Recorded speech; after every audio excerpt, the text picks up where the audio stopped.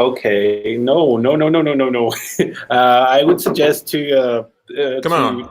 let you. Okay, well, the thing is that I'm not really aware. I cannot make a great introduction because I'm not really aware of what the other people have been doing. So that's the reason why I'm bailing out.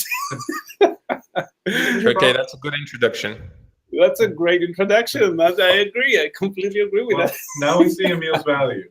Yes, He keeps track of what everybody's doing. Yeah, but I Yeah, can thank you, start. Aaron, for making it clear that we needed that. But George, No, could you please just do a round of the table? Yes. Okay. Since I can start talking about what I did, and then we will go one by one. It's not gonna be as great as when Emil does it, but it's gonna be. Go. Let's hope. Yeah. So I have been working on the adaptivity features in the bridge.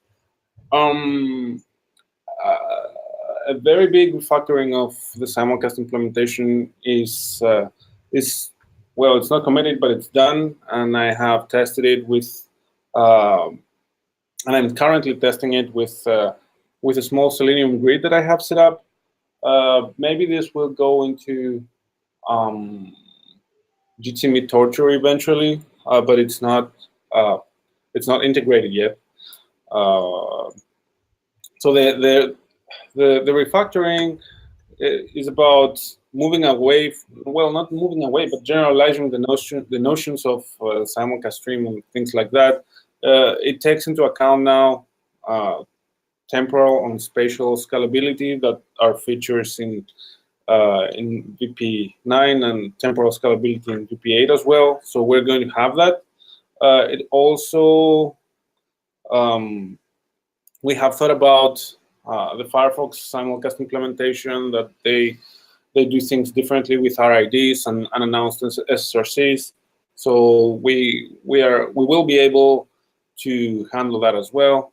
It reduces the thread count. It's more it's an optimized implementation. I think at least 3 less threads per channel. What else? That's good because Boris is going to eat them all now. I'm making room for Boris, yes. So eventually we're going to be even. And this week I'm going to actually play with the adaptivity.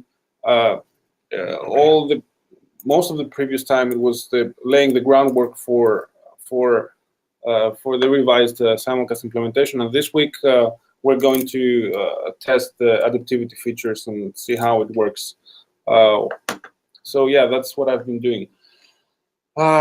Next, we can go to Christo maybe, and he can tell us a bit more about what he did in the past 2 weeks. So Christo, all yours. So maybe something interesting and important is like I changed a little bit the logic and I refactored a little bit the code about Jitsi conference leaf in libjitsi mid project. Also, we changed a little bit the logic and again changed the code for the hang-up functionality. So now the feedback dialog is displayed independently of anything else that we are doing, like leaving the chat room and so on. Fixed the promise that was returned by Jitsi conference leaf. And yeah, now the functionality should work better than before.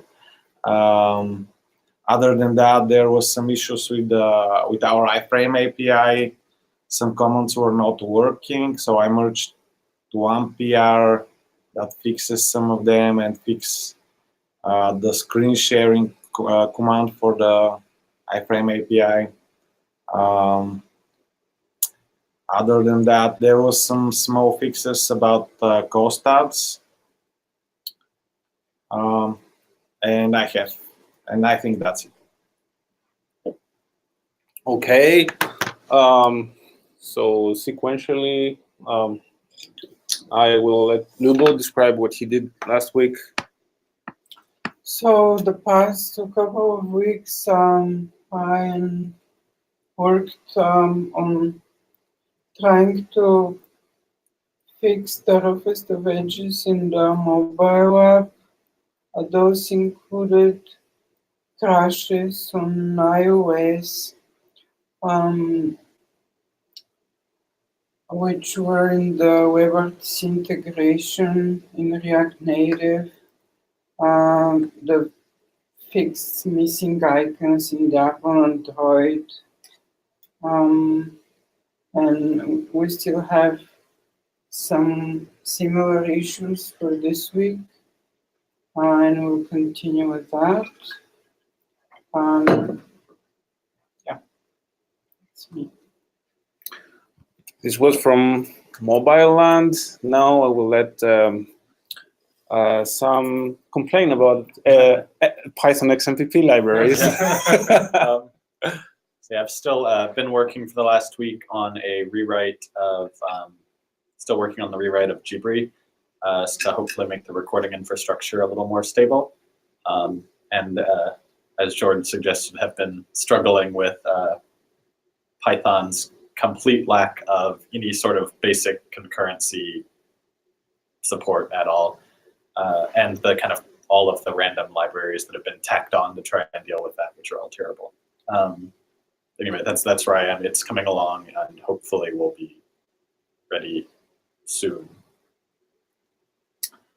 Okay, now Pavel. So for the past 2 weeks, I've been trying to fix some messages that appear sometimes in Jitsi Meet, which are not very user-friendly when there is some failure in the infrastructure, like Jitsi video bridge is unavailable or conference focus or something like that, and we were replacing that with a page reload because we decided that that's the best thing to do in some situations. And apart from that, I was fixing issues in displaying participant connection status. So there was a bug where user could end up locked in a disconnected state, even though his connection was restored. There are PRs for that, but they are not merged yet. Yeah, and that's it from me. I just want to say that connection disruptions notifications work very well. So yeah, I'm impressed by that. Reminds me of and now Aaron. Right. So in the last week, I've been working on identifying and fixing some of the infrastructure related to the way we're proxying to different copies of Meet behind the scenes. Our update process was not as smooth as we would have liked, and so we've identified some improvements, and I'm trying to bring those into production. So that's specifically to make the Meet Jitsi service run more smoothly. And I hope to be able to deploy that this week sometime. And I think that's that. Back to Emil. And George. I would just make a quick update for Yana because she's currently sick, but she is working on solving the user interface around the black thumbnail and that we see for the active speaker. So that should be, we've received feedback that this is confusing. People think it's broken, not much surprise there. So we're trying to make it into something more intuitive. Then there's been some work around the menus that should land soon. And what else is there? The dialogues have been slightly reworked. There are a few other tweaks around the user interface that we're going to try and address. Damien is, but he did a few things. The GSM bars now are, he's working GSM bars on the OpenFire, fixing, like merging a PR about OpenFire, bundling Jitsi video bridge with OpenFire. I remember that because Gus is here. And I don't know if I pronounced his name correctly, but. So yeah, actually the work around the GSM bars is probably going to need some more work, some effort, as they seem to be behaving slightly erratically right now.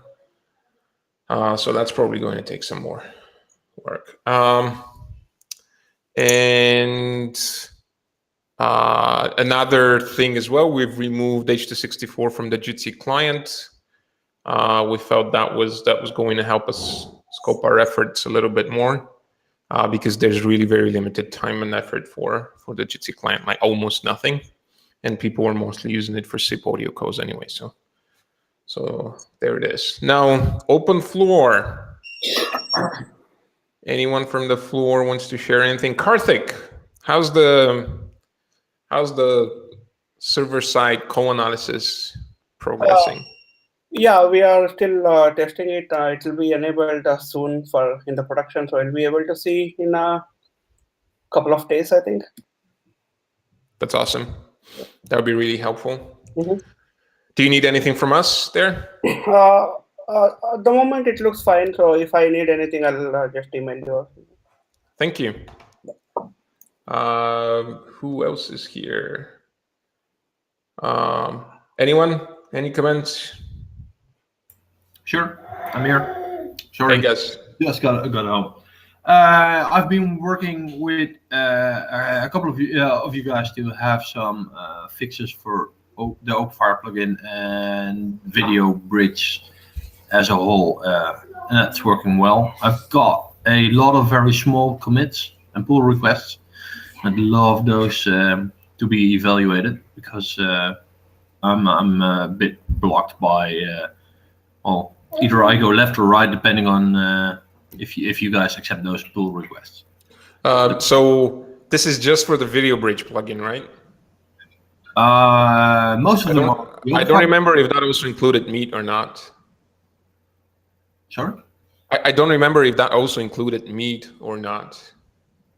No, I worked on the Video Bridge only and the OpenFire plugin that's part of that project. And I'm now looking at the Ycofo component, but I don't think I have any changes for that yet. I'm actually wondering, do they need to be separate OpenFire components? So I mean, they need to be separate XMPP components, but do they need to be separate OpenFire plugins? No, they're not. Yeah. There's one plugin for OpenFire that bundles the Video Bridge, and I think we do need the focus component because we need a focus entity. Sure, but do we need it to be as a separate plugin, or can it all be the same plugin?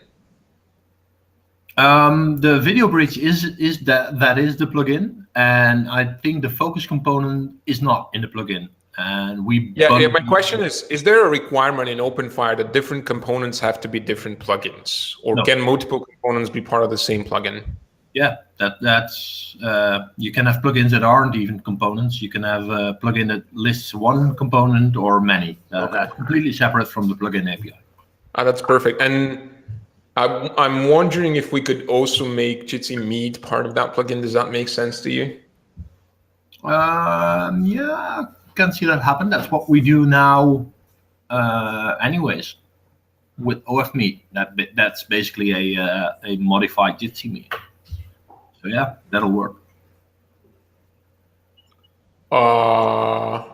You mean that? So how would it work then? We would bundle everything in the same plugin? Or I remember a discussion with Dele that we had where I think we might have said that Jitsi Video Bridge would be a standalone plugin together with Ycofo. And that, actually no, because the off-meet wasn't needing Ycofo because it was acting as a focus. So if we bundle everything together, then wouldn't that hurt off-meet? Well, basically it then becomes off-meet. Basically, that's what I'm doing now. Okay. Della did that, and I'm redoing that, but in a way where we don't modify Jitsi code directly. Okay. We wrap things around it. So there's something, an interesting problem to solve here. Jitsi Video Bridge comes with a built-in Jetty that it uses in order to be able to demultiplex HTTPS traffic from media that arrives on port 443. I believe by default, OpenFire doesn't use port 443, like it uses 9,000 something, if I remember correctly. Yeah. But I wonder if you've thought about whether or not this should be enabled in the OpenFire plugin. I haven't thought about it. The OpenFire servlet component is powered by Jitsi as well. So there's one question. Can we reuse the same Jitsi? I think we shouldn't spend any effort on it. It's not like we're going to waste money by having a second Jitsi shipped around. And ours is pretty tightly integrated because we needed to share sockets with us. But the question is, I guess we just need to be careful. What happens if the port 443 on the machine where you're installing that is already taken? Then and obviously there's the root permissions thing. So these are things to consider, because if you don't do that, then that basically means that you have a much less reliable much less reliable TCP fallback for media. So this is something to ponder on. We can talk about it later. I don't want to. Let's not do it on this call. I think you're 2 steps ahead of me anyway. So yeah, it's probably a good idea to talk about that, but perhaps after I got up to speed on that part. Yeah. Thank you for all your efforts, Gus. That's really awesome. Well, thank you for accepting them. Well, we haven't yet, so there's nothing to thank for. Well, you did accept quite a lot of them. Do you need someone to commit to looking at your others? That would be great if that's possible. Yeah, is there someone looking into those PRs already? I can look into them now. Thank you, Boris. They're all very small and very concise. I try to make it as separate as possible. Thanks for doing that, Gus. All right, who else do we have here? Sean, Simon, Jerry. Is V Varun or is V for Vendetta? I think it is Varun. Oh, okay. I'll call him Vendetta from now on. Yes, I'm here. Thanks, Simon. Okay, well, thanks everyone for joining this call, and have a great week, and see you again in 2 weeks. Bye-bye. Bye, everybody. Bye.